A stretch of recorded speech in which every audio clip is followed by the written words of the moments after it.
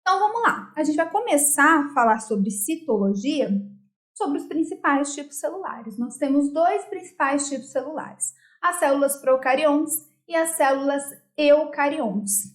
As células procariontes são aquelas que não apresentam núcleo, tá? Que o material genético está disperso no citoplasma.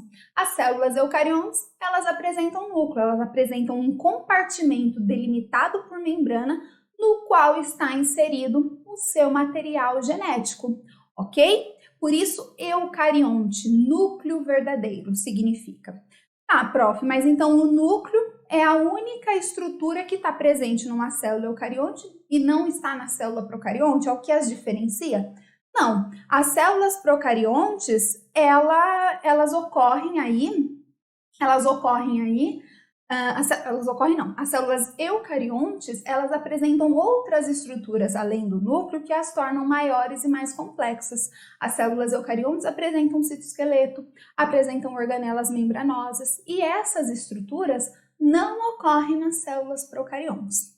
As células procariontes ou procarióticas, elas também são chamadas de seres procariontes. Por quê? Porque os organismos que apresentam células do tipo procariontes são organismos unicelulares, tá? Quais são esses organismos unicelulares? As bactérias e as arqueobactérias, ok? Esses são organismos que apresentam, que têm a estrutura procariótica.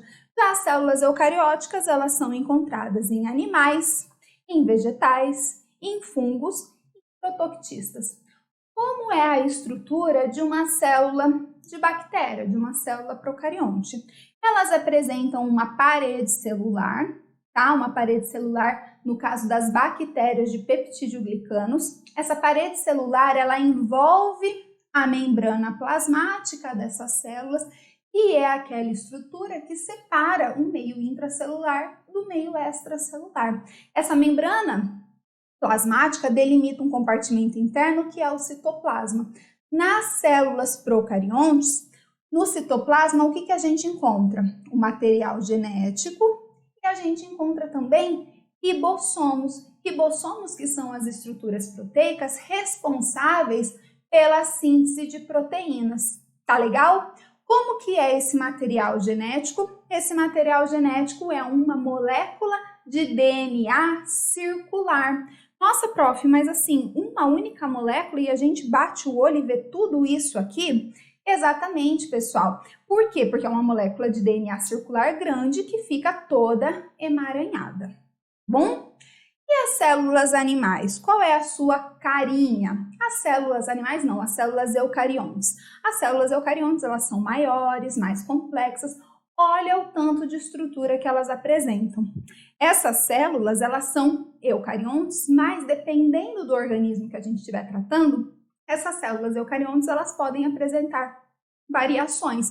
Uma célula vegetal é de um jeito, uma célula animal é de outro jeito. O que a gente está vendo aqui nessa figura é uma célula eucarionte animal. Essa célula animal, ela não apresenta parede celular.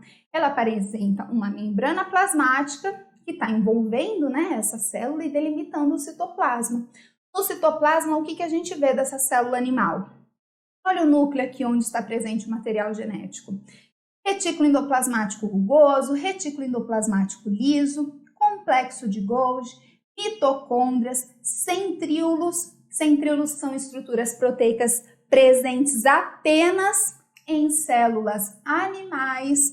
Existem também os lisossomos, tudo bem? Então, pessoal, olha aqui para essa tabela, que nós temos as características de cada tipo celular. Uma célula procarionte, ela apresenta membrana plasmática, ribossomos, material genético disperso no citoplasma e parede celular ao redor da membrana. E uma célula eucarionte também apresenta membrana plasmática, núcleo, onde está presente o material genético, ribossomos, tá?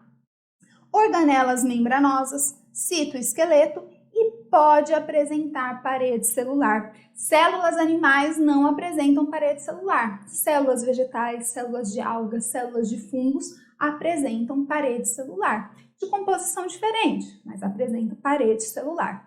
Vejam que ribossomos, citoplasma, material genético e membrana plasmática ocorrem em todos os tipos de células.